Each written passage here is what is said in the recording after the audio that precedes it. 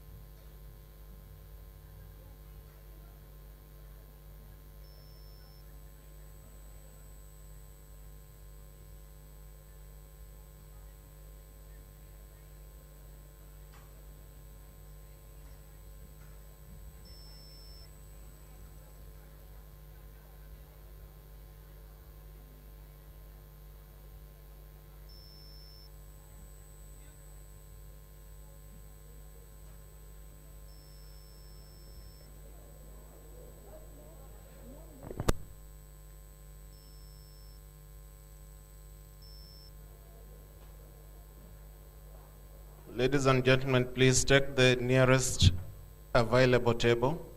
The ones coming in, just sit at the closest table. We're ready to start.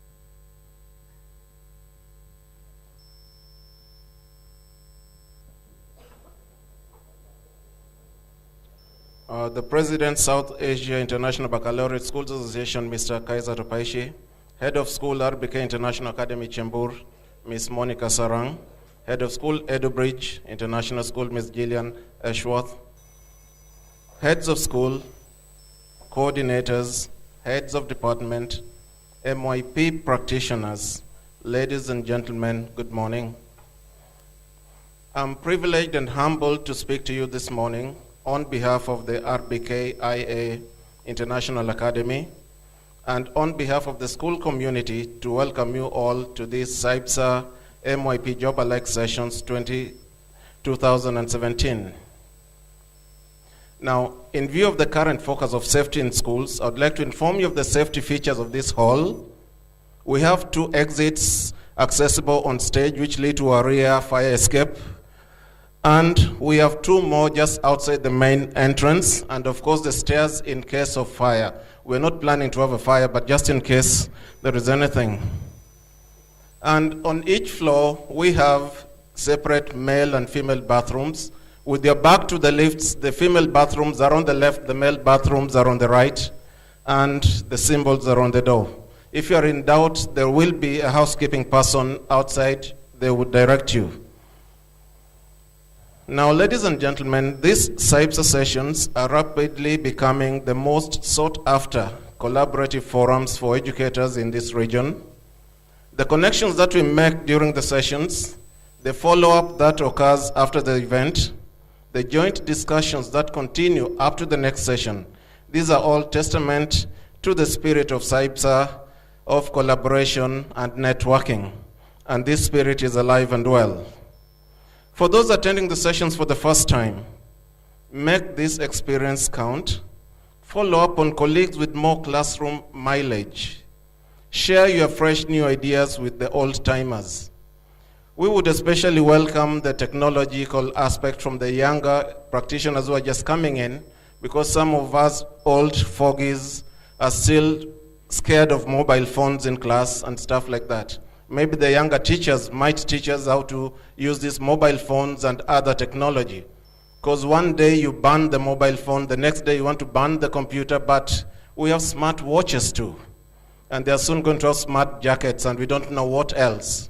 We've got smart implants for the ears and whatnot. So the younger teachers might help us in this regard. And please be patient with the older teachers if they do not want the technology, because we are used to our old notebooks, dog-eared over the years. Now, ladies and gentlemen, we can carry on the same collaboration through having joint Skype sessions. What usually results from people meeting and collaborating is people collecting numbers for WhatsApp. Then we end up having 100 WhatsApp groups which we never participate in. Let us make this session count. Take down a few numbers. Get your kids on Skype together. Let us share the lessons, because after all, if we are collaborating, let us share the lesson planning and the unit planning and everything else, so that our children will benefit from this, because after all, charity begins from home. I'm not intending to take up all your time today, so we'll quickly move on to the events of the day. We're going to start with the lamp lighting ceremony, which is a time-honored tradition in many cultures. And for teachers, this is symbolic of the pursuit of knowledge, because the lamp lit, the light dispels darkness, and it reveals knowledge. I'm going to call upon Mr. Kaiser Dopaishi, President of SAIBSA, Ms. Monica Sarang, Principal RBKIA, and Ms. Gillian Ashworth, Head of School, Edubridge International School, to perform the lamp lighting honor. And our grade 6 students will perform the Gayatri mantra for us.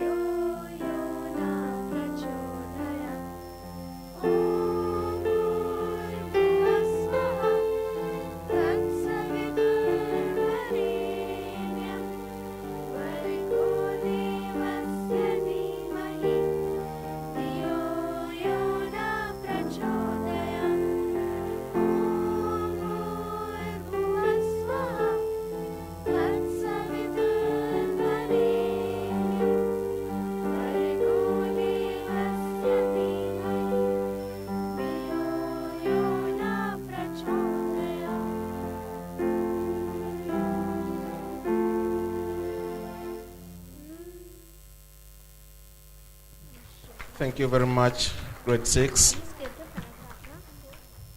These students were prepared by Mr. Girish, who is an accomplished Hindi music teacher. And next, we have another group coming up who are going to perform a song. They've been prepared especially for this session by Mr. Felix, who is our school's music maestro.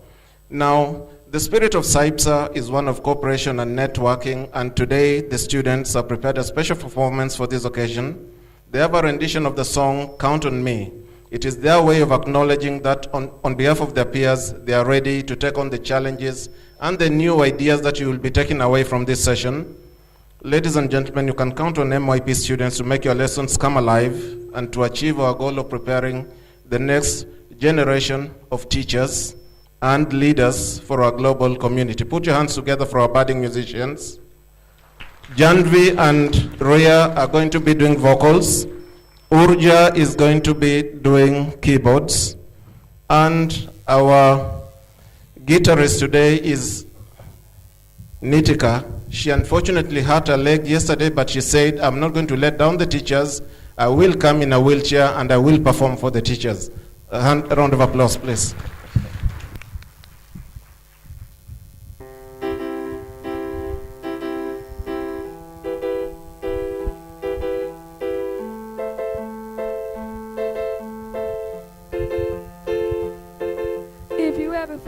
myself stuck in the middle of the sea. I sailed the world to find you. And if you ever found yourself lost in the dark and you can't see, I'll be the light to guide you. Whoa.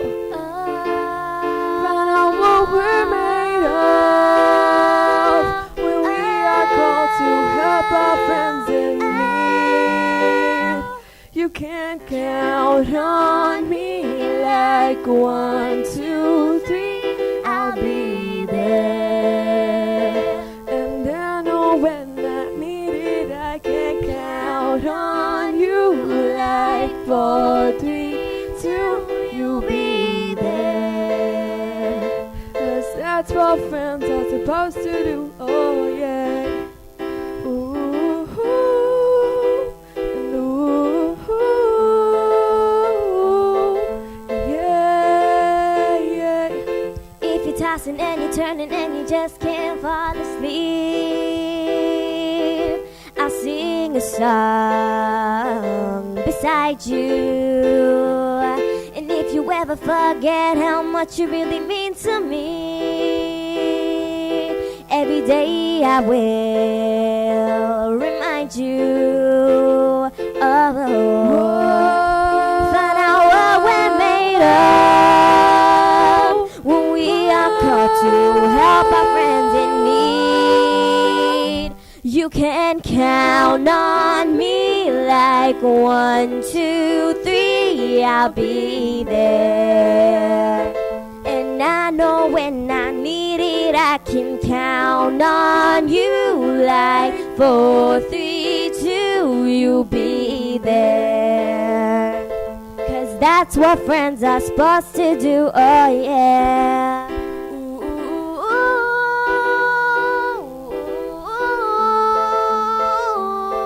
Yeah, yeah. You'll always have my shoulder when you cry. I'll never let go, never say goodbye.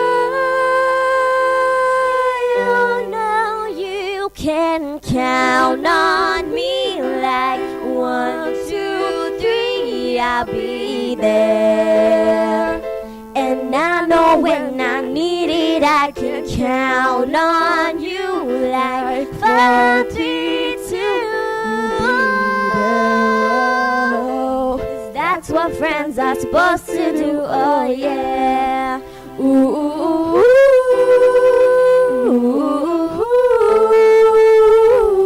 you can count on me 'cause I can count on you.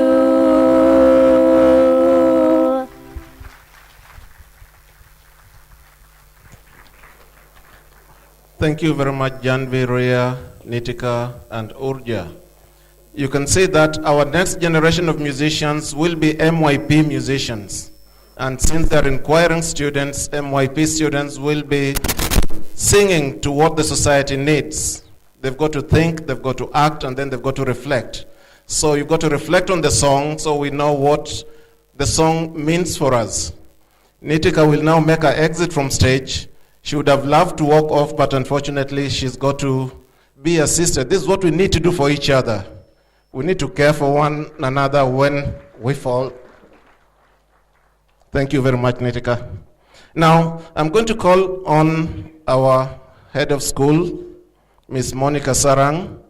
Very energetic, never tiring, never forgets to remind you about MYP and inquiry and everything else that you need to know. Miss Monica Sarang.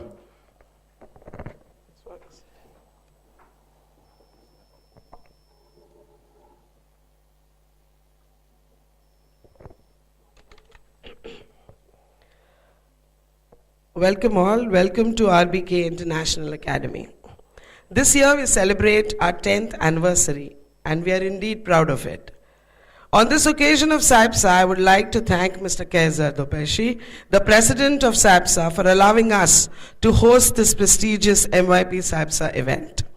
I would also like to thank the facilitators for readily volunteering to lead the sessions, and of course the participants for showing their enthusiasm in learning and sharing and making this event worthwhile and meaningful.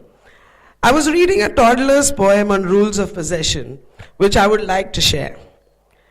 If I like it, it's mine. If I can take it from you, it's mine. If I had it a while ago, it's mine. If it's mine, it must never appear to be yours in any way. If I'm doing or building something, all the pieces are mine. If it looks like mine, it's mine. If I saw it first, it's mine. If you are playing with something and you put it down and I get it, it's mine. If it's broken, it's yours.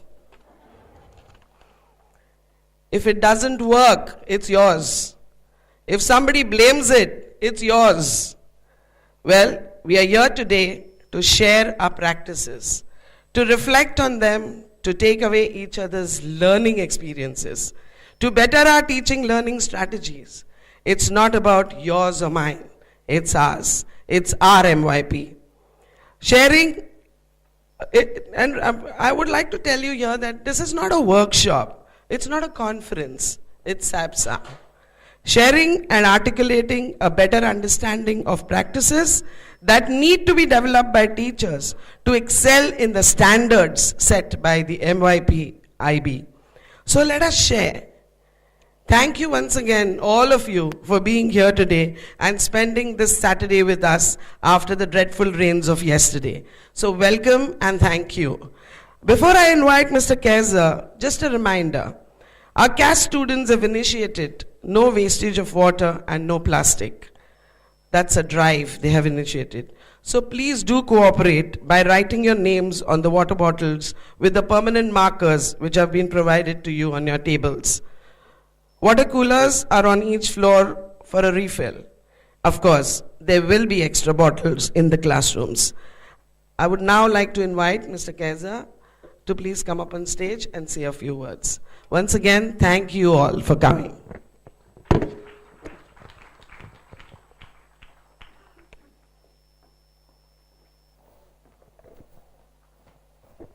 Yes, good morning, and keeping to my few words.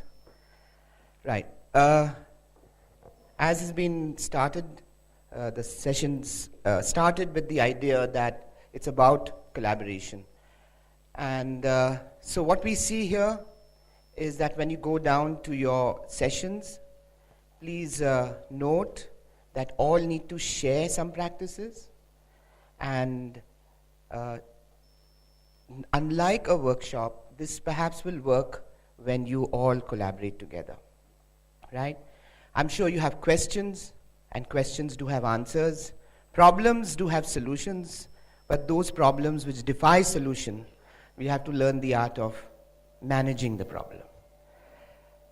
So, with these words, I'd like to also thank RBK, which is in a way a home to me.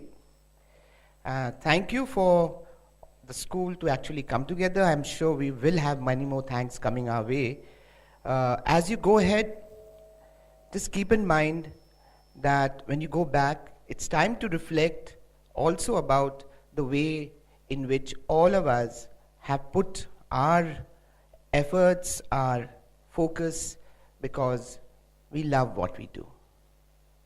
And when you love what you do, it's your passion which speaks. Monica, the principal, has the MYP background. So the MYP job alike has happened here. We're thankful to Jillian too for having been all these many years, supported this collaboration, and so happily come to lead us in this plenary session. So thank you very much, and have a fruitful time networking as well as collaborating, cooperating, and hopefully taking back something which adds value to what you do with your students, and perhaps giving them what is most valuable, which is passion for learning, joy of learning. Thank you.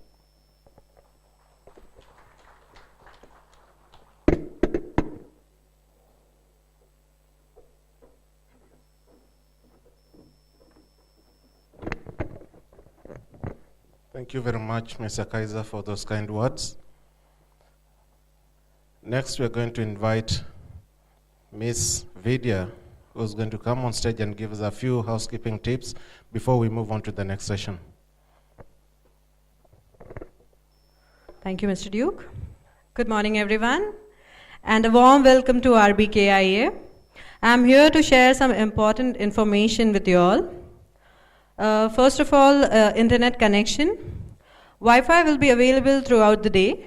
To access internet, please connect to RBKIA. An ID help desk has been set up on the 3rd floor, and the extension number is 138. This information is displayed in each room. Chalk and other stationery required for activities is available in all the rooms, so please feel free to use the same. Subject-specific sessions will take place on the 2nd, 3rd, and 4th floor. A floor plan has been included in the registration kit.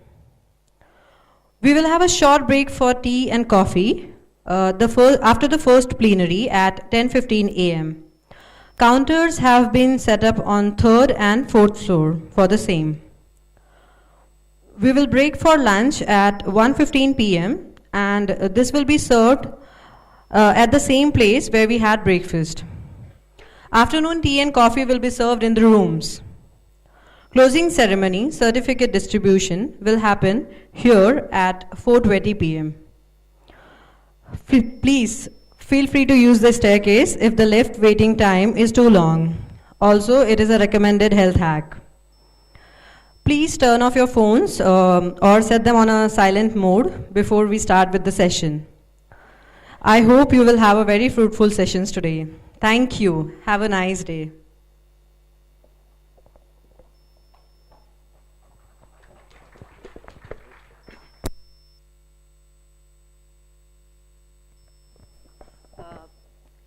Good morning, Ms. Jillian.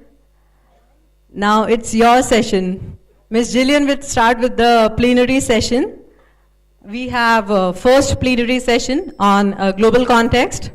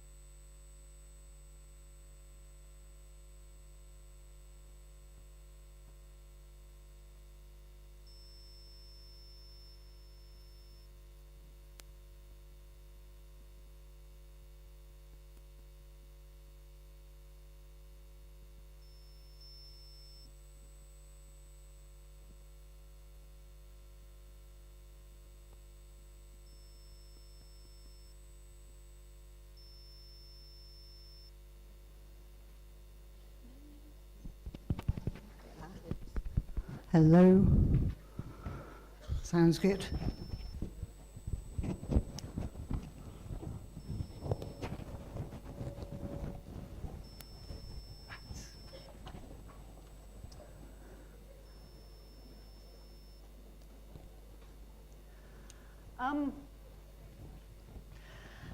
I kind of anticipated a room full of people looking a bit like that, really.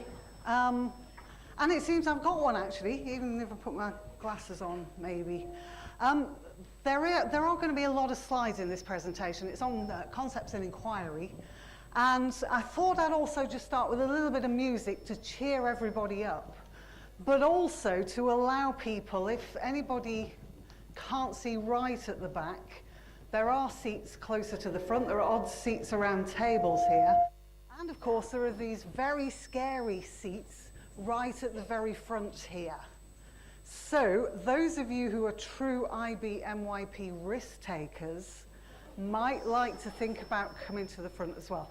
There are going to be some slides, because it is quite far back, so it would be better the further forward you are. So let me play a bit of music for a couple of minutes, and if I can ask, like I say, people who feel they're a bit far back, please do try and move forward.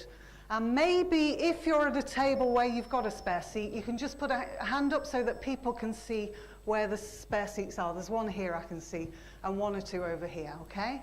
So if you've got spare seats, do put a hand up, and those of you at the back, think about coming over to the front, okay? And here's a little bit of music to get you in the mood. Just while people move.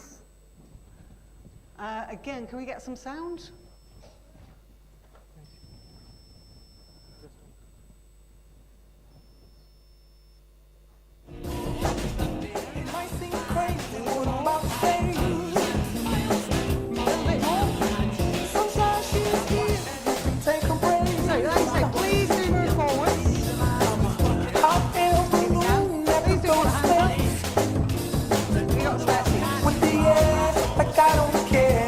By the way, because I'm happy. Clap along if you feel like a room without a roof. Feel free to get up and bring your hands. Clap along if you feel like happiness is the truth. Because I'm happy. Clap along if you know what happiness is to you. Because I'm happy. Clap along if you feel like that's what you want to do. Here come back new talking this and that. Give me all you got, don't hold back. I should follow. Okay.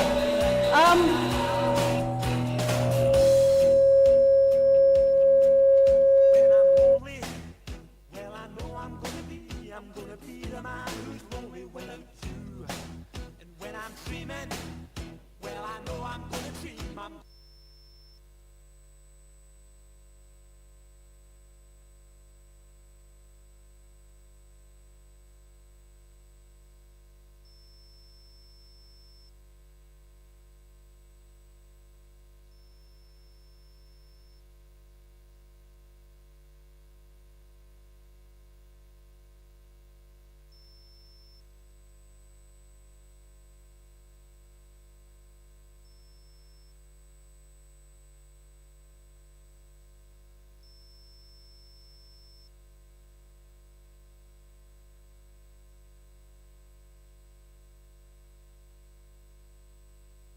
Or maybe we can, I can just take. Are we good? Okay. I'm sorry, it's always a problem, technical things, of course, so hopefully you can bear with us. But here we are for Concepts and Inquiry this morning, and like I say, I gather the prospect of Concepts and Inquiry for the MYP on a Saturday morning probably has left you feeling something like that. But let's see what we can do in the course of this session to look at concepts and to look at the importance of concepts as well, okay? My name is Gillian Ashworth. I know a number of you have kind of come across me before because I worked in Mumbai a few years ago and have now come back to work again at Edgebridge from this year. I am someone who works a lot for the IB. I haven't put a particular slide up here because I thought, again, that a number of you would know about who I am. But if not, please feel free to chat to me today, okay? We're going to have a look today at concepts. And why concepts? Because people find them really difficult very often. So what is it that makes them so important? And what is it we're supposed to do with them? And I'm going to start off with that. First of all, by just pointing something out. We as teachers have to think about what learning our students need to get from our schools. If we do the MYP, or indeed the PYP, or the CP, or the DP, The IB tells us concepts are incredibly important for students to encounter within schools. Okay? So what is it about concepts that make them so important? Okay, let me introduce concepts first of all. I'm going to do it through some pavements. Okay? So, again, if we could, so here's a pavement. A pavement is a really good metaphor for curriculum, because a traditional curriculum, when I went to school long time ago, actually just had largely two things in it: facts and skills. Okay? So that was called, or is called, the two-dimensional curriculum. And it's still something that people are familiar with today, okay? So that's our two-dimensional curriculum, which has in it facts and skills, two types of learning. What are these types of learning? Facts. What are facts? Rome is the capital of Italy. That's a fact, okay? Somebody is the largest employer on the planet. That's a fact. Anybody fill in the gap there? Sorry? Yes, Indian Railways is actually the largest employer on the planet. If you didn't know that, it's a fact. Okay? You might notice at the bottom here, I've talked as well about what the IB says about facts. They call it factual knowledge. So that's the term that you'll find in guides. Okay? Other facts. The word verb is actually a noun. That's a fact. Okay? It's what makes English, I suppose, or one of the things that makes people so difficult.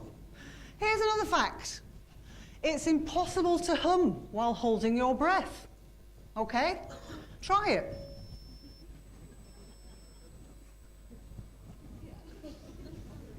I'm not hearing any humming sounds, actually, so good one for the students. You want them to shut up, you say, you need to hum while holding your breath. I want to see you do that for the next 10 minutes. Okay, they'll shut up then. And here is another one, actually. It's physically impossible to lick your elbow. That's a fact. I find that difficult to believe, and given that I've got 200 and odd people in front of me, I'd just like you to test that theory for me by trying it out now, if you would. Okay? It's physically impossible to lick your elbow. Anybody manage it? Anybody want to come and demonstrate to us that they managed it? And that actually isn't a fact, really. It's wrong. It's not a fact. Okay? It is, in fact, wrong. It is possible to lick your elbow if you cut off your arm first. All right? So that's perhaps not quite a fact. Now, all those things are facts, and those are part of a curriculum that we teach. They're one of the 3 parts to a curriculum, and they're one of the 2 parts that made up the more traditional curriculum, okay? And skills was the other part of this 2-dimensional curriculum. Skills, what are skills? Well, they're things like you see on there: woodworking, carpentry skills, yep, lab skills, and other types of skills as well, engineering skills. They're also, crucially, critical thinking skills, okay? They are also skills, and we need to remember that because they're so important in IB programs, critical thinking skills, all right? What else are skills? Here's another skill. I'd like you actually, because I'm going to show you a skill here, and it could be a really nice one for you to try with your families, okay, when you get home tonight. So here's another example of a practical skill. And I think we need sound again. Sound?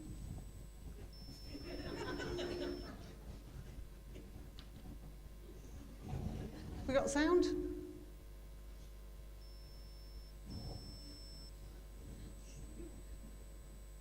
Okay, I suppose it works without sound. Okay? That's a skill as well. So you might like to go home and try that particular skill with your family, all right? It was one of the Super Bowl things. If you could lick your elbow with your tongue, that would be a skill as well, okay? So all those things are skills, and it's facts and skills that actually go to make up what's called the two-dimensional curriculum. And those are the things that, like I say, my day and age, when I went to school, those are the things that I actually went to school to learn. And I had to go to school to learn facts because it was one of the main places to get that kind of information, okay? So that's our pavement of facts and skills, okay?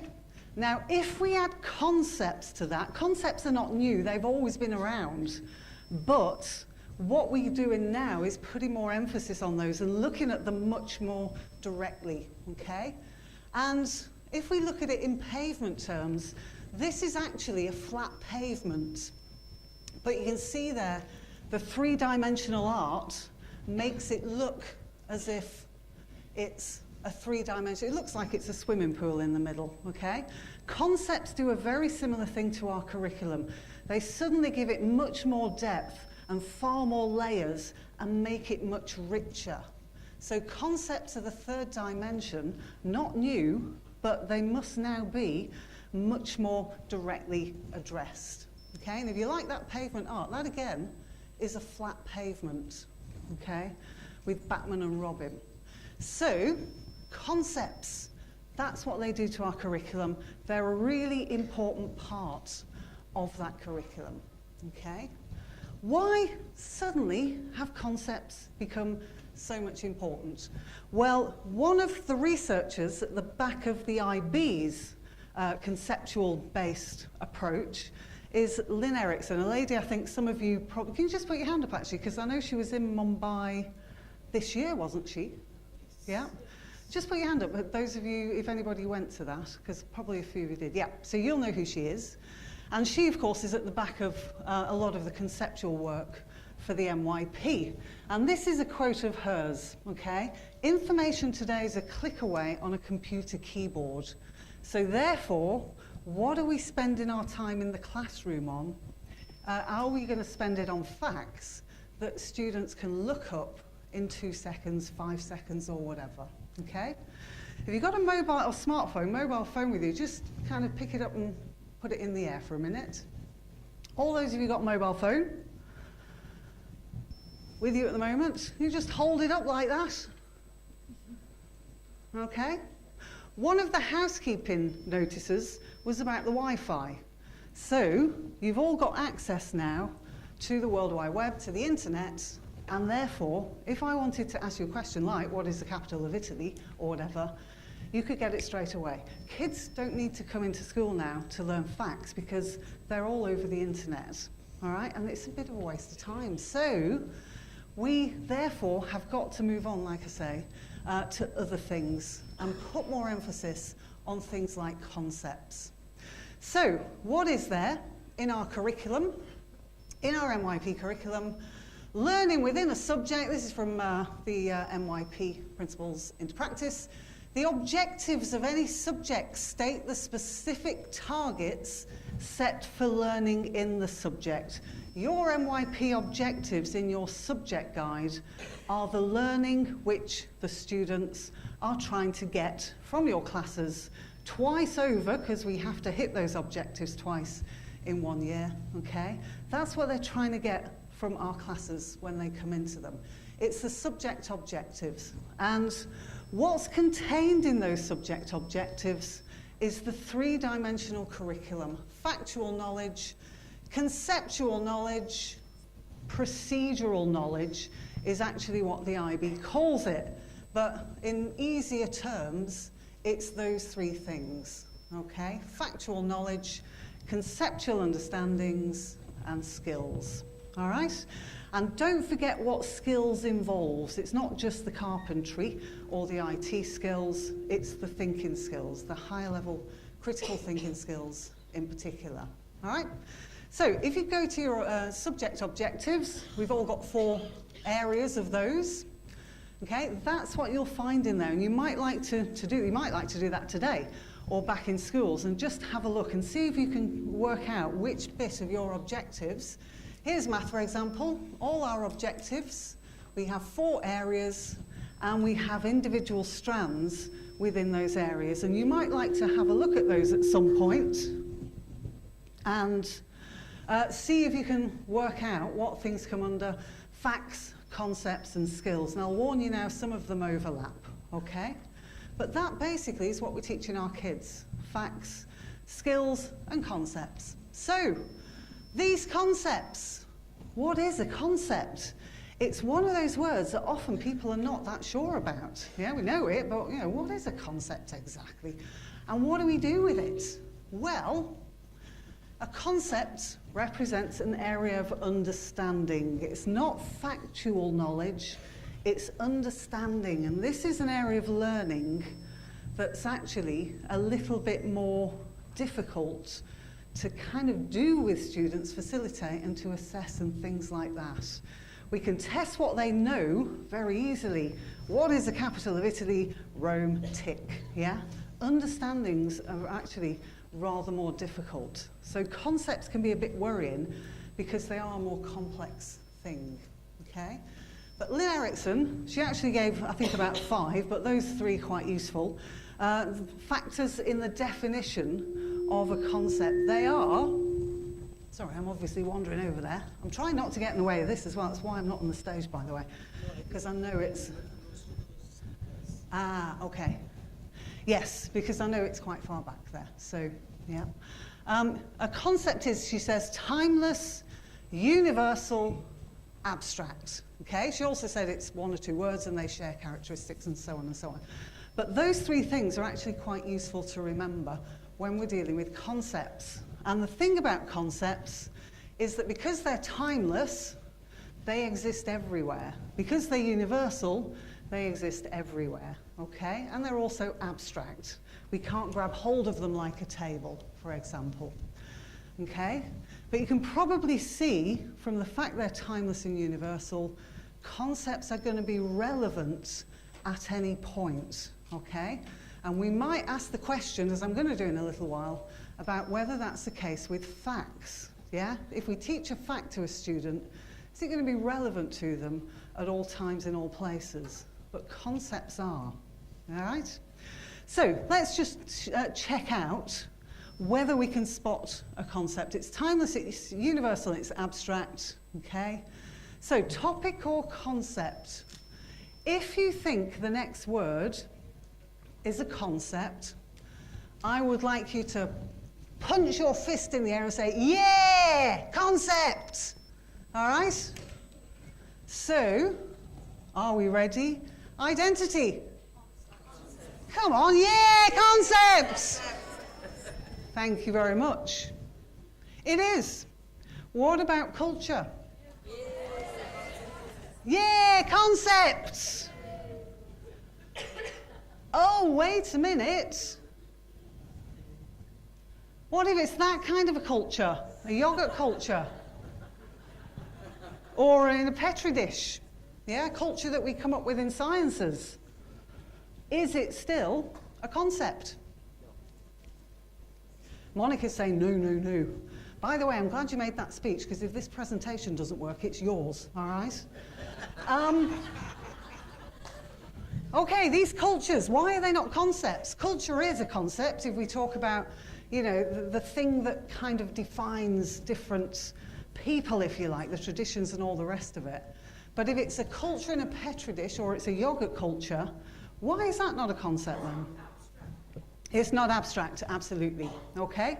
It's an actual physical thing. So we've got to be a bit careful with these words that we call concepts. It's not necessarily always the case that if a word can be a concept, every single meaning of that word is a concept, all right?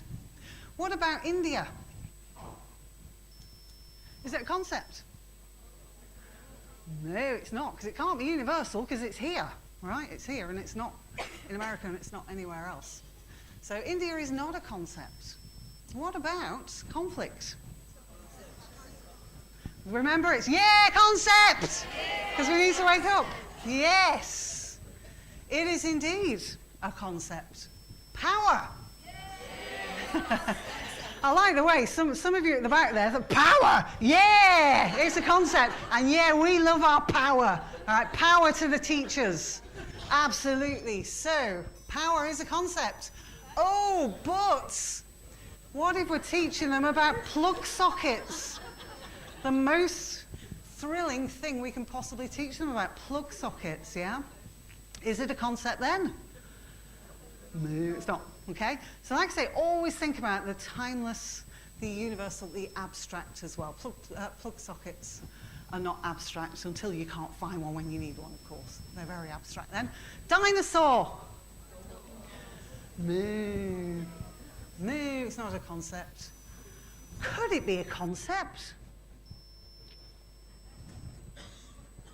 What about this? It's a bit of a dinosaur, isn't it? That old Apple computer. Yeah, not abstract. If we use it as a metaphor, we could say it's a concept, yeah? If dinosaur is a metaphor for things that are completely out of date, or things, the act of going out of fashion, yeah, or the act of going out of usefulness, we might argue it's a concept.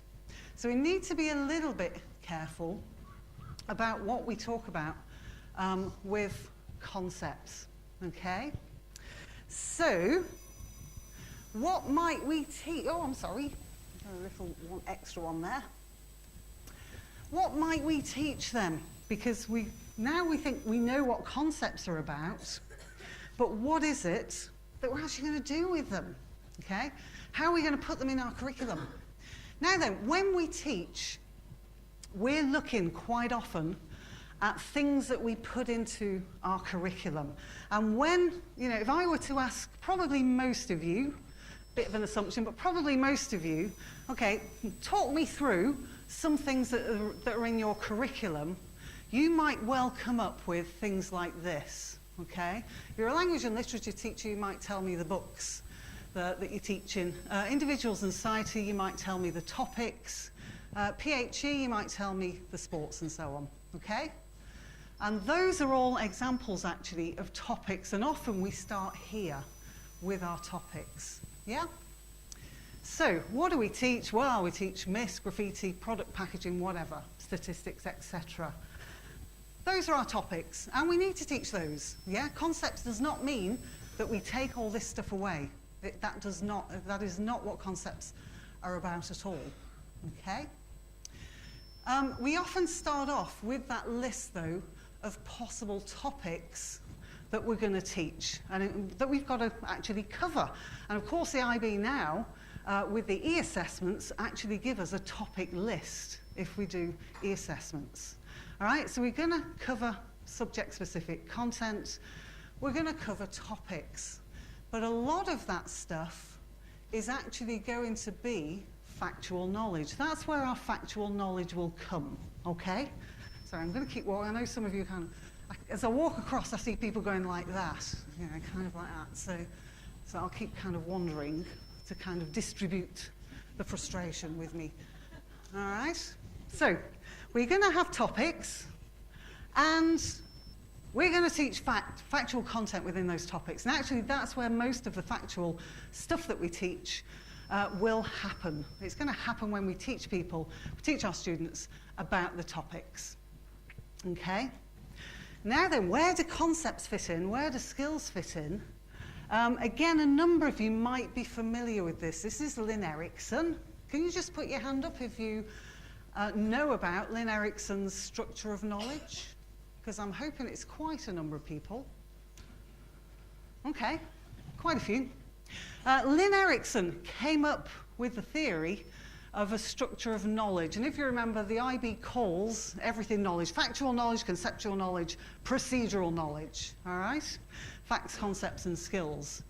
And Lynn Erickson suggested that the basis of learning is, in fact, facts. We can't do anything without factual content, okay? So we teach our factual content for our subject topics. That factual content is going to form part of a topic. Yep, so if I teach Macbeth, I'm going to teach certain facts about Macbeth, the play Macbeth, okay? But then, the problem is, this is where teaching and learning stops, if it's two-dimensional. All right, we teach the topic, we teach the facts associated with that topic, and with the two-dimensional curriculum, it stops there, and we assess them on that, and we mark it, and so on. All right? Whereas, what we actually need to do to make this learning relevant is to move on with it through into conceptual teaching and learning. We need to look at concepts that actually lie behind and within the content that we teach. Okay? So how do we do that? Okay, I'll come on to that in a minute, but another interesting thing about this is that when students engage with these different kinds of learning, okay, facts, which are part of a topic, and then moving on to look at the conceptual understandings at the back of that, you might also want to note what happens if they go up through that structure of knowledge. And you might recognise as well, generalisation is a statement of inquiry in MYP, okay? Or a conceptual understanding if you do that first.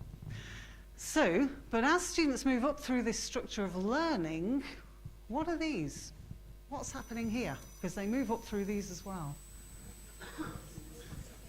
Bloom's taxonomy of critical thinking skills. When students are dealing with topics and facts, they're staying at the bottom of Bloom's taxonomy. They're remembering things and they're comprehending things, okay? And it's only when they begin to move through into conceptual work that they begin to look at higher level critical thinking skills. So applying, synthesizing there. Applying, it should really now be analyzing, evaluating, and synthesizing, okay? So that's what happens when students do conceptual learning as well. So we need to bear that in mind as well. If we don't go beyond the topic and the facts, the kids don't go beyond the lower level critical thinking skills. All right? So let's bear that in mind as well. So how do concepts then fit into this curriculum that we teach? Well, often we start with a topic. Not always, and we don't have to. There are different ways of doing curriculum. But quite often, we will begin with a topic, all right? And that's fine, and this is something you might like to try when you get into the subject-specific groups for the rest of the day. But we might start off with a topic. So, I'm a language and literature teacher. I might teach Shakespeare, okay? Or I might have to teach Shakespeare. So, Shakespearean drama is my topic, okay? And as part of that topic, I need to do some factual stuff with the students, okay? So if it's Macbeth that we're doing, I might talk with them about Macbeth kills King Duncan, he becomes king, and he kills his friend Banquo, all right? We read the play, we look at what happens in it, we're covering some of the factual content, okay? So what do we do beyond that, though, if we want to go to concepts? Well, what we need to do, what I'm kind of thinking here is, okay, teaching Macbeth here, but what are the important ideas at the back of it? Because you know what? If a student goes off and when he becomes 35 years old, he can quote Macbeth to somebody coming along on the street, it really doesn't matter very much, okay? In fact, they'll probably think he's mad or she's mad to do that. So why am I teaching Shakespeare? What is the relevance of it to the student? And the relevance actually falls in the concepts, because what they're really learning about isn't so much Macbeth and Duncan and Banquo, but it's things like that: power, ambition, opportunity. And what they're actually seeing when they read Macbeth and study Macbeth, what they're actually seeing are models of what those things look like to help them develop an understanding of what those things are and look like, okay? And once they develop those kinds of understandings, they can then apply those understandings in their own lives, okay? So what is an opportunity? What do we do with an opportunity? What might happen if we take an opportunity or we don't take an opportunity? Consequences, okay? All these ideas are coming out of a study of Macbeth. Okay? So everybody kind of get that. And at the same time, of course, they're also going through, I'm sorry, I've put this in the wrong order, I've not noticed it. Synthesizing should be at the top there. But all the time, they're going up through the higher level critical thinking skills as well. So I ask them about Macbeth, I give them a quiz on what happens in Macbeth. Fine, it's all remembering, comprehending. But when I start to talk to them about power and ambition, what is opportunity? What's a good opportunity? Yeah? What are the consequences of opportunity? They're then, when they're answering those kinds of questions, into the realms of things like analysis. Okay? What kind of opportunities might you come across in your life applying? All right? How will you decide whether they are worthwhile opportunities for you? How will you decide, if you get several opportunities, which is the best one for you to take? Evaluative thinking. Okay, yep, some of you are doing my lecture for me now, which is great, all right? Does everybody get that? Yeah, that's where concepts fit in, all right? And that's why they're so important. And it answers that question, yeah. What would you prefer when your son or daughter is 36 years old? I mean, this is what I ask parents when they say, you know, oh gosh, they've got to learn Macbeth. You've got to revise. You've got to revise, because they're going to have a test on it, and they've got to get 100%, and so on. And this is a good question, actually, to put to parents, and it's well worth, again, possibly today, thinking about some good questions that you can put to parents when they're asking questions like that. When your son or daughter is 36 years old, would you prefer them to be able to tell people that Macbeth killed King Duncan in Macbeth? Yeah. Or would you prefer them to understand what ambitions are, consider what their own ambitions might be? This ambition, of course, is very dear to our parents' hearts. Be able to think through ethical implications and potential consequences. And you might add to that, and be able to do all the higher level critical thinking that's involved in your son and daughter, being able to do all of those things. All right? So would you prefer them to be able to spout some Macbeth on a pavement to somebody who's got no interest? Or would you prefer them to be able to deal with life as it comes towards them? All right? And those are the kinds of questions, like I say, that can get formed out of conceptual teaching and learning. Okay? So, another example here. Now I'm going to stop just for 2 or 3 minutes and ask you to think of one for your own subjects and maybe have a bit of a discussion, because I've talked for so long, of course. But again, westward movement. This was a Lynn Erickson. You might have seen this because this is one that she has tended to use, I think, on a number of occasions, because she teaches, I think, history, individuals and societies. So she came up with westward movement is the topic, and she teaches facts like early American settlers migrated to the west. Okay? And again, so what? Who cares? It happened 100 years ago or whatever. And again, the key learning actually is not in the factual stuff, it's in the concepts, because what matters is students seeing those models of things that do matter to them in the world today. Okay? Do we want our students to be problem solvers? Because at the moment, that's a huge topic. What happened here is a huge topic in the world today. Okay? Do we want them to be able to think about it carefully and clearly? Do we want them to be able to make ethical decisions about it? If they're ever in a position in their own jobs in lives, do we want them to be able to deal with problem solving, whether it's migration or other world problems, in a way in which they're informed, capable, and they're actually capable of using critical thinking skills to think all around that problem in order to solve it. Okay, what do we want our kids to do? And this is where they're going to get the practice from. All right? So like I say, that was her example. And again, the critical thinking skills come along with that. If they're looking into those, the students are doing these. Okay?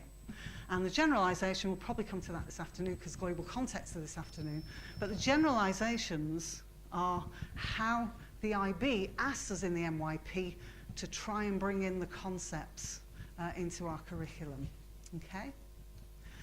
So, what I'd just like you to do, I mean, I'm sure you're all sitting around tables with from different subject areas, but just have a think. There is paper, and I think everyone's got pens in their bags.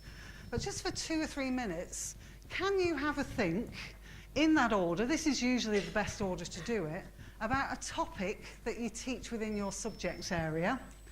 Think about 1 or 2 facts, okay, that you teach within that topic as part of that topic, and then can you come up with some concepts that lie at the back of that content? All right? And like I say, I'll just give you 2 or 3 minutes there. And do feel free to talk to each other, jot some ideas down, chat to each other.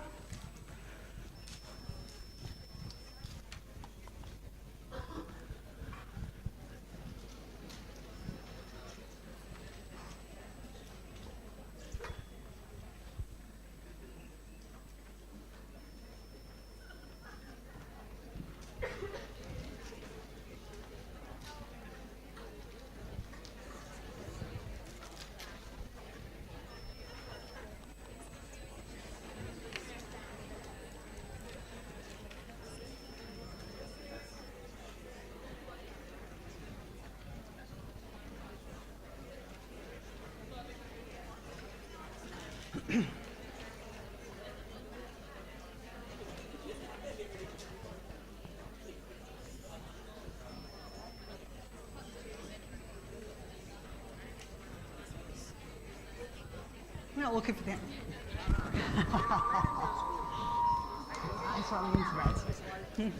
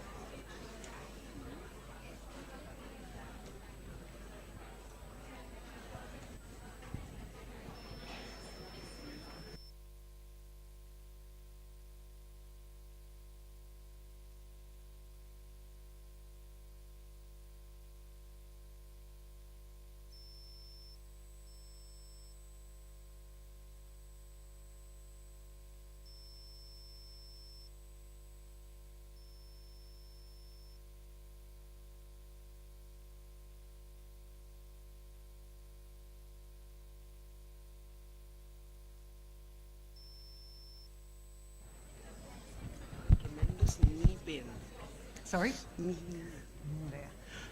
One more minute, and then I'm going to ask if 1 or 2 people might be prepared just to feed back a couple of ideas on this.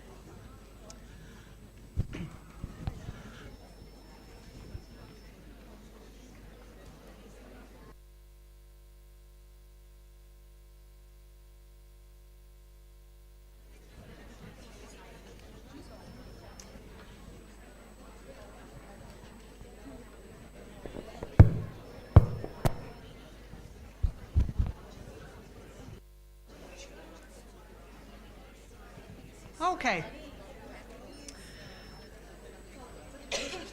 Would there be 1 or 2 or maybe 3 tables who might be willing just to give us an example of a topic in your subject area, a fact, just one is fine, that you would teach, and then a concept that you think would work for that subject area? And I think we had a hand over there. Oh, we got lots of hands. Wonderful. So, okay. It's something, like I say, that you can carry on, maybe over today, having a go at that. I'm going to do it with language and literature, actually, because it's a really good way into curriculum planning this and in identifying concepts. Okay? Yeah.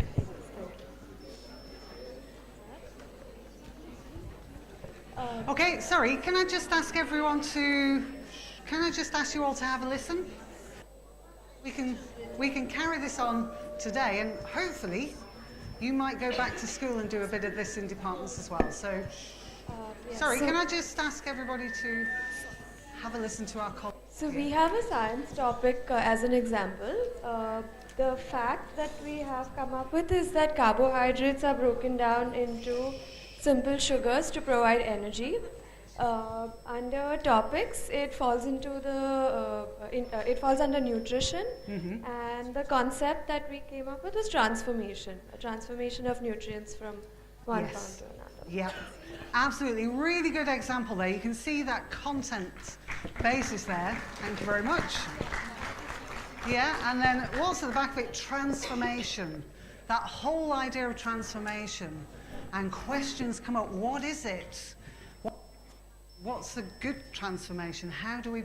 And so on. You can see all the questions that begin to arise that can be applied in so many different ways. Sorry, thank you. Good morning all. I am Dipendra Mathur. I teach mathematics. Topic is Pythagoras theorem. Fact is the theorem can be applied only to right angled triangles is one fact. Another fact is the hypotenuse square equals side 1 square plus side 2 square. The concept is equivalence. Sorry, the concept... Equivalence. Equilibrium or equal... Equivalence. Okay, thank you. I'm not a mathematician, you can tell, actually, so... Oh, visual arts over here. Maybe we can have somebody over here. Oh, gosh, there's lots. You see how easy it is to do, can't you now, huh? Concepts are not difficult. Pattern. So one over here, maybe one here, and I think the gentleman here as well. Okay, the topic that we have taken is nutrition and science, and the facts are carbohydrates and fats are bodybuilding foods. Vitamin C prevents us from scurvy and bleeding gums, and the concepts are health and hygiene. Yes, health and hygiene, absolutely. It feeds in so well. you. Often scientific topics to those. Can we just have one here? I'm going to have to carry on unless... I believe people won't want to give up their entire break. So we'll just have one more here.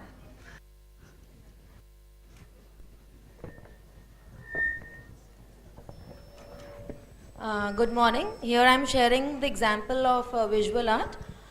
Topic is portrait study, and concept is aesthetics. Aesthetics means sense of beauty, and fact is basic proportions of portrait. For example, nose is always equal and parallel to ear. There are many more facts, but this was the example which I like to share. Thank you. Thank you very much. Round of applause, please. It's not that easy. I'm so pleased that so many of you are very happy to share those. Thank you. So thank you so much. And like I say, this hopefully is something you might like to try, because it's a really good way into identifying concepts. I'll come back to it again. And again, we can always come up with those questions as well, which show the difference between the factual only approach and the conceptual approach. So again, when your son or daughter is an adult, would you prefer them to be able to tell people that, you know, people migrated to the West America? Why do people migrate? It's actually a big decision to make. And again, if we look into the conceptual underpinnings of our content, and the kids can get a better example of what that idea actually means, because in the content that we teach them, they're seeing examples and they're practicing those analytical skills. Okay, why do people migrate? Well, here's an example. Why did these people migrate? Okay, and that helps to develop that understanding of that idea. All right?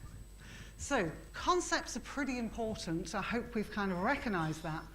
And that's why they're part of the fundamental learning that we need to give students within a school. Okay? And like I say, you can quite easily do this, and it's a really good way into concepts. Now, we know in the MYP that the IB actually gives concepts of different kinds and wants us to do things with them. A lot of the reasoning behind that is to try and get everybody who's teaching the MYP to give students a chance to engage meaningfully with concepts, okay? So they're trying to structure things or scaffold things for us. So it's not the case that they think these are mega important and no other concepts are. It is the case, though, that they think these are concepts that will come up quite regularly within a subject area or within MYP subject areas, and that even if teachers just stick to these, the students should get really good conceptual experiences in the classroom, okay? So we know we've got 16 of them. I suspect most of you are aware as well that within this 16, each subject has 3 or 4 which represent their assigned key concepts, okay? It doesn't mean you can only use those. It does mean, though, that in the course of the MYP as a whole, from MYP 1 to 5, you must use each of these at least once, all right? That's in the whole of the MYP. It's not in each individual grade level, okay? Some schools will stick to these only for subjects because that way they make sure that overall the kids are getting all of the key concepts, but that's a school decision on that. But we know we've got key concepts. We know we've got related concepts as well, okay? And I'm not putting those up because they're all different, of course, for individual subjects. But each subject has got 12 related concepts. So we've got our key concepts, we've got our related concepts, and we've got our MYP unit planner that we're supposed to put them into. And if we can put them into here in a meaningful way, that's how we can then do something meaningful with them, with the kids. And I have to say that when I look, and I've looked at huge numbers of unit plans, and so often it's seen as a bit of documentation that I have to do because the IB tells me to do it. Okay, so I'm going to make it look pretty, I'm going to fill the boxes, put it on my wall, and then I'm going to teach my kids properly. I'm going to teach them what they need to know in the classroom, okay? Not all this rubbish with the unit planner. This unit planner is our plan for what our kids need to learn. And if we accept that our kids need to learn concepts and facts and skills, then we have here a tool that should help us to plan that learning so that it's as effective as possible. So we have our boxes, key concept, related concepts. The unit plan as a whole, we know then goes into the teaching and learning bit here and the reflection bit at the end. Okay, it follows the inquiry cycle and we'll come to inquiry, if not this morning, this afternoon, all right? But that's our unit planner. So what do we actually do with this? Okay, key concept, we've got 16 of them, 4 of them assigned to our subject. Related concepts, we've got 12 of those for our subject. We're not, by the way, it's not a requirement only to use the IB prescribed ones either, but it's a pretty good idea to start off with, at least, okay? So we need a key concept, we need a related. How do we choose these things in order to do then something more with them, okay? And again, so often it's just, oh, let me pull one out because I've got 16. I haven't got a clue why or what I'm going to do, but let me pull one out because I know I have to put one key concept in the box there. My question is, if we put a key concept in the box there, what are we going to do with it with the kids to make it a valuable learning experience? So what can we do? Okay, key concept, how many? 1. I'm sorry, how many in the box? Yes, not how many are there? 16, let's put all 16 in here. No, sorry, how many go in the box? 1, all right? Not 2, not 3, 1 only. How many related concepts? 14, did somebody say? There's only 12 anyway, 2 or 3. I would say 1 or 2, all right? You don't need more than that, 1 or 2. They're all concepts, they're big things for students to be looking at. There isn't a requirement for this. It can be 3, 4, 5, and 6. And the IB's got teacher support material that shows about 4 or 5 related concepts being used sometimes. I will say those tend to be older examples when people were still working things out. Go for 1, all right? Because we're going to have to combine these two into something that makes sense, that we can do something with our students. And it's easier if we're just dealing with 1, all right? This is a requirement, it needs to be 1. This is not, but make it 1 or 2. Because what we're going to do is combine those first of all to come up with a conceptual understanding. Again, this is not a required step It's one that's suggested in workshops. You may have come across it in IB workshops. Not a required step, but it's what I do because I find it an awful lot easier to start off with a good conceptual understanding that I can then add the global context exploration to later on. All right? And don't make it too complex. The students have to get this as well. So what are we going to do with one key concept and one or two related concepts to come up with a conceptual understanding? Okay, so here's an example. Again, I'm sorry, it's language and literature because it's my subject here. And here's my topic, Shakespeare. I'm using this as an example because I know everybody's familiar with Shakespeare if they're not familiar with that subject area. Okay? So, in grade 7, MYP 2, students are going to start looking into Shakespeare. They've never met Shakespeare before. What are you going to do now, eh? No? They've never met Shakespeare before. So they're going to look at bits of Shakespeare, extracts from plays, and they're going to look at the question of why his works remain so important in this day and age. I actually started teaching this unit before I ever got into the MYP, and it came up because you'll see the unit title there, Shakespeare, Why All the Fuss? Because as soon as you mention Shakespeare, it's, oh, why do we have to do Shakespeare? Yeah, he's so old, he's dead, he died hundreds of years ago. So I kind of thought, rather than keep answering this, I'd get the students actually to look into it themselves, okay? And at the end of things, they then have to present. They're in groups and they get a specific topic and they have to present on their area of Shakespeare to the primary students, okay? So that's our unit, and then we got to think, okay, what particular key concepts am I going to choose? And I kind of thought through a few and came up with communication. Because when I'm kind of thinking about this question, yeah, why all the fuss? Why do we still bother with Shakespeare?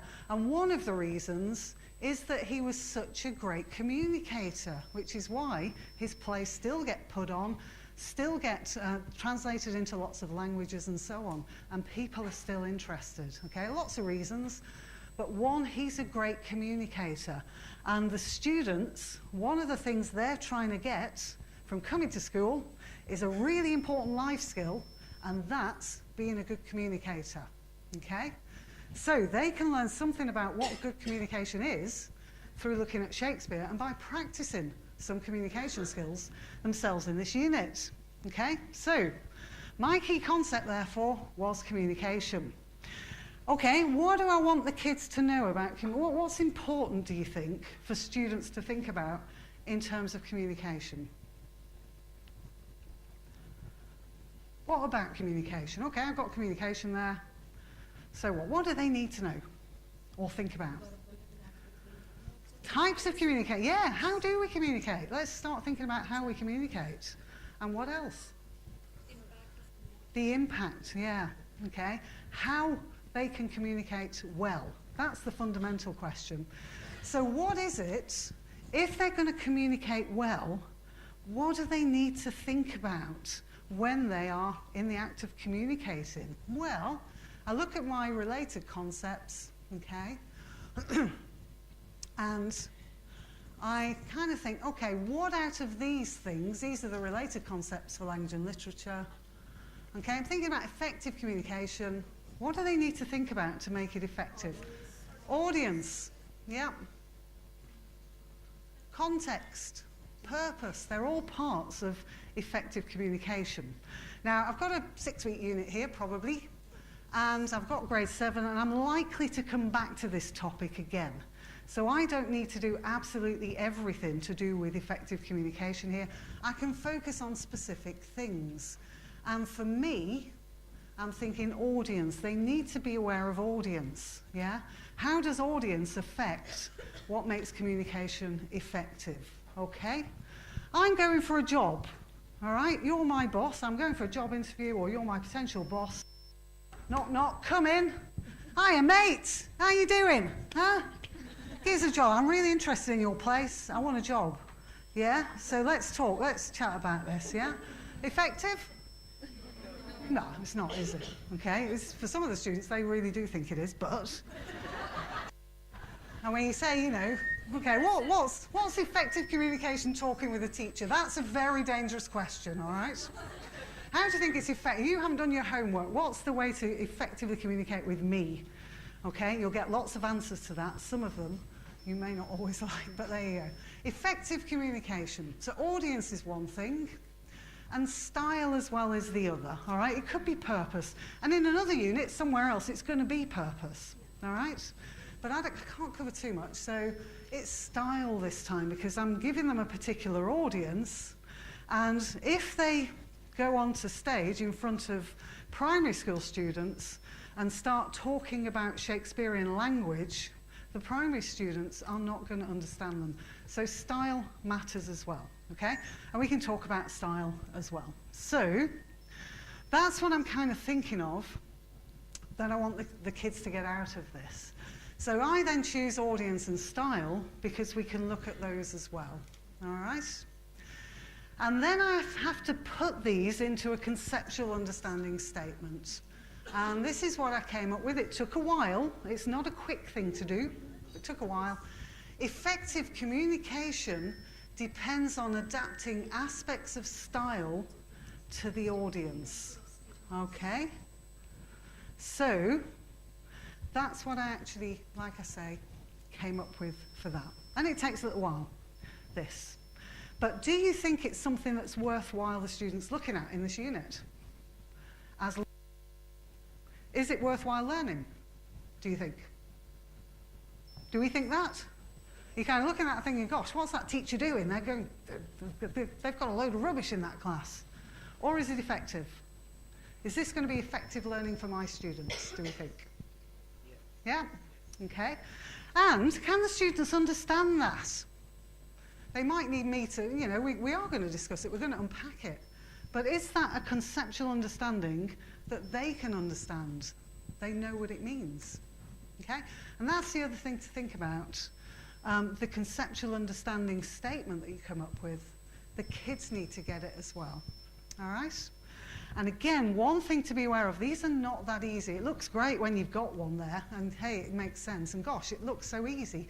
But it isn't. And one thing that's often a problem with the MYP, with these and with the statement of inquiry, is that statements of inquiry and conceptual understandings are put there and the teacher actually doesn't understand them. Again, the box has to be filled, okay?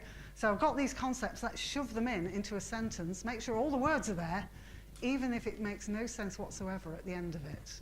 Because of course the unit plan, the IB wants it, I'm going to put it in a drawer, okay? So we need to be careful about this, and I'll warn you that this takes time, okay? But what we're trying to get is an understanding, a conceptual understanding. You can see there that transfers beyond subject-specific content, because this is not something that is just specific to language and literature. This is a life skill, and it's going to be important to them and useful to them in every single subject, if they can get an idea of what that is and start practicing it. Okay? So that's a conceptual understanding, and that's the way to come up with that. Okay? Now, I'm going to just finish this section, because I know I had 15 minutes less than I kind of thought, but I can put that into this afternoon. The inquiry bit is how we deal with concepts, because concepts cannot be taught from the front, all right, like I'm doing now. They actually need inquiry. That's where inquiry comes in, but I think we're at 10:14 at the moment, and I don't want to go too far into break. So what I'm going to do is just stop here with some particular examples from different subjects of conceptual understandings, and then I would suggest, like the first unit planning session that we have this morning in subject-specific groups, I would suggest that you try some of these and come up with some really good conceptual understandings that can then be turned into statements of inquiry that you can go back and use more meaningfully with the kids. And I'll talk about how to do that and the practicalities in the classroom this afternoon. Okay? So just to finish off now, let's have a look at a few examples. Oh, first of all, you might well in your unit planner just add an extra box, okay? I actually do that because it's useful. All right? So, it's up to you. It's not an IB requirement. But if you go through the conceptual understanding stage first, it's actually quite a good idea to have that there. And then the statement of inquiry is the global context added to that. All right? So, possible thing to do. And if you do that, there's our Shakespeare. Communication, audience and style. Effective communication depends on adapting aspects of style to the audience. All right? We just looked at that one. Sciences. These are kind of different things I've come across, I think, in different workshops, actually. Unit title, the senses. Key concepts, systems, related concepts, function. Systems work effectively when their component parts function properly. And you can see that's a transferable understanding, because you can think of any system, even if it's the lunch queue, yeah, or the system for dealing with students who come late, or in the wrong uniform, okay, we come up with these processes which are actually systems, but they only work if each individual bit of it works. So if we have a school uniform policy, if every single part of that system, i.e. all the teachers, do the same thing, it works. But when that teacher over there bothers and that teacher over there doesn't, then it breaks down, all right? See, like I say, that's a transferable understanding that works within that particular topic area in sciences, but you can see how it will also transfer to different other contexts, okay? And a good thing to do with students with this is to get them to brainstorm in groups different examples outside of your classroom and subject that also applies to. All right? And that, of course, is transfer skills. They're developing transfer skills doing that. And if you put them in groups, they'll come up with some good examples. On their own, they can find that more difficult at the start.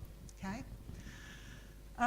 Individuals and societies adapting to change. This is Industrial Revolution, so, of course, time of big change.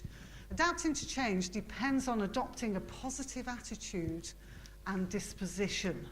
All right? And again, you can see how transferable that one is. And it can be applied to technology, as with the Industrial Revolution, but actually it can apply to anything, yeah? Change comes in, what are our attitudes? And that one helps to bring in those soft skills, the effective skills, things like resilience. You could actually, with that, address that particular ATL, approaches to learning area as well. Okay, what is a positive attitude? These are the first questions you're going to be asking with the students. What is a positive attitude? What does it look like? Yeah, it's a great one to do with students because you can stop them looking like you all look on a Saturday morning when you came in here. All right, hopefully. With math, using logic can help us justify our decisions and choices. Conceptual understanding there that works within math. Like I say, I'm not a mathematician, of course. But again, you can see how that can apply to life so easily. All right? So again, students, when do you use logic? When do we need to do that? Possibly when we're evaluating opportunities that we're talking about in our English class, okay? Which college are we going to go to? Yeah? So using logic can help us justify our decisions and choices. Language acquisition, connections among people, are made in different ways in different settings, and this can bring a more cultural approach into things as well, okay? What is appropriate in different settings? And you can see there that international mindedness might well come into that. And of course, with language acquisition, students are looking at communicating with others, quite often who are going to be from a different nationality to theirs, all right? So, effective communication has the power to persuade people. Communication, of course, has lots of things that you can do with it. And that, again, is a language acquisition one there. PHE, athletics. Kids are doing athletics. Improvement comes from refining and adapting one's practices. Yeah, of course it does in athletics.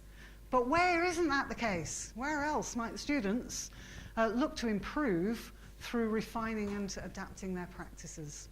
Okay, so here we go. Arts. Creativity involves using different ways of expression in imaginative ways. Okay, what is imaginative? Creativity is right at the top of Bloom's taxonomy. So the students are beginning now to think about imagination and what are those things and how do they show them? They begin to develop that understanding of thinking skills that lie right at the top of Bloom's. Okay? I think there might be, yes, design there. Creative products which function well enhance the quality of life. And again there, for design, there's the opportunity to look into creativity there, but also how things function. Yeah, it's no good having things that look great, but don't work or don't do anything. Okay, and there are lots of examples in the world, of course, of things that do that. So how do you, when you're designing something, take into account both the practical side of things and the aesthetic side of things? Is one more important than the other? Okay, which one, and so on and so on. So you can see the kinds of questions that come up there.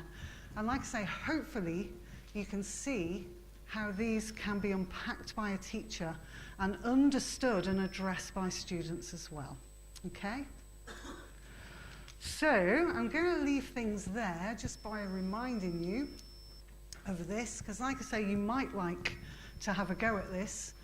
You can, since the IB gives us key concepts, it's also worth sometimes having a go at this, just using the key concepts there, okay? So if you're just considering those 16, which ones might fit there, and which might be best for a unit, all right? Going to leave it there for now. I'm going to leave it actually a little concept song, and then you can all go for a break at the end, that you might quite enjoy. And like I say, I'll look more, along with context, at how to actually address these in the classroom. I've talked a little bit about it this morning, but I'll look more at how to address these in the classroom again. But just before you go to break, enjoy the concept song. We might need to turn it up. Where's how it is? I'm hoping everyone will produce one of these by the end of today. There's no concept. It isn't hard to do. Nothing to plan or inquire for. No understanding too. Imagine all the people teaching to the test. Imagine a big triangle. Facts and knowledge underneath, leading through the concepts.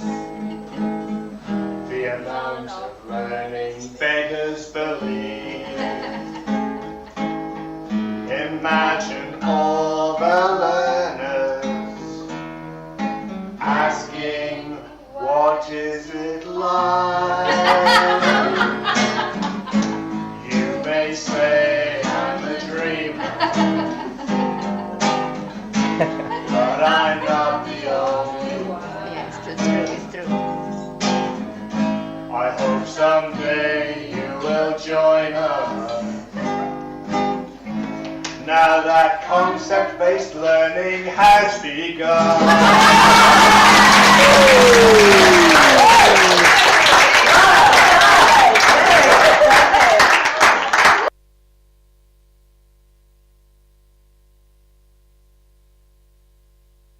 So, sorry, I'll turn that on again. Yeah. So, yeah, you might try that in staff meetings as well. It cheers them up no end, I have to say. So, with concept-based learning, hopefully a few things to think about that you might take in the next session. We'll leave it there for break time. I assume break is not going to be shortened, because it shouldn't be, ever. One shortens the next bit. So,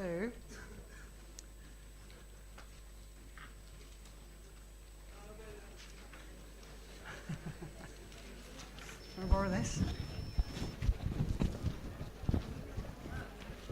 I will, since I've got the mic. Thank you so much for your great attention, actually. Like I say, being here for so long, sitting here early in the morning.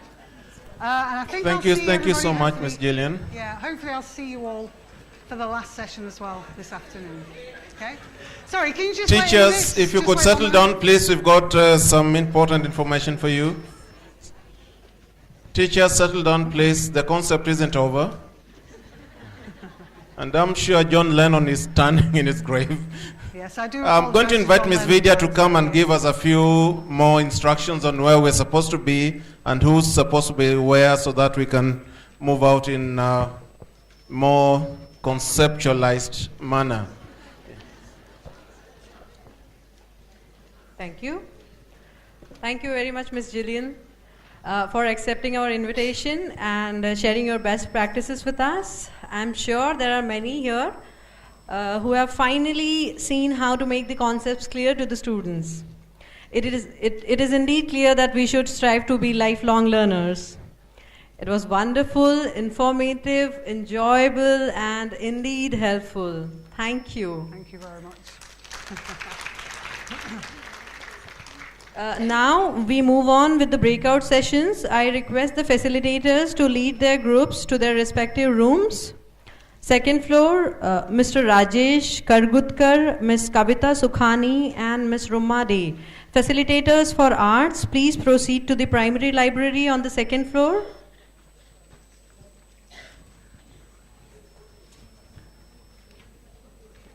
Participants, please follow them. Arts on the second floor in the primary library. Not break. Is it not break? My students are there, they'll guide you. Please go down to your rooms, settle down, then come back and take your tea and coffee.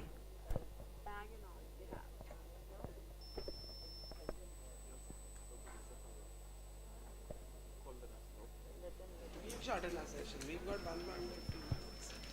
Teachers will shorten the sessions. Teachers will shorten the sessions. Oh, wait. Sorry. That should-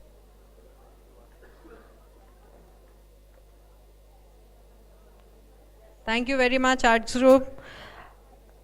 On the third floor, we have Ms. Shreya Mudaliar, Mr. Satnam Singh, facilitators for design. Please proceed to room number 306.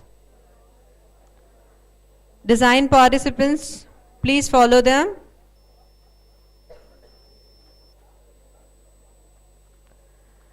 Thank you for the smooth dispersal. Mr. Kaiser Dupaishi, facilitator for individuals and societies, please proceed to room number 307.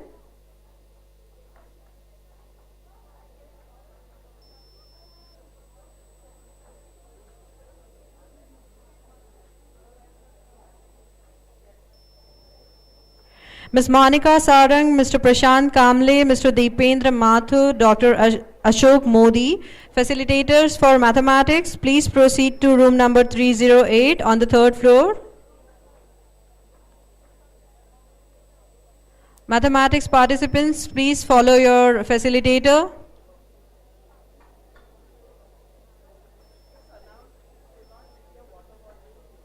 Please do not leave your water bottles behind. Important announcement, facilitators, participants, please take your water bottles along with you.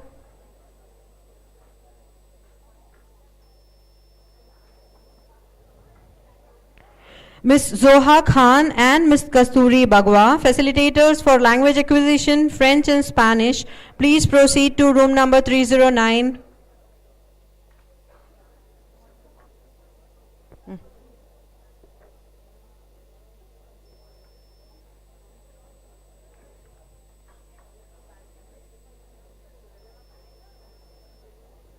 Ms. Savita Agarwal, who is jointly facilitating language acquisition Hindi with me, please proceed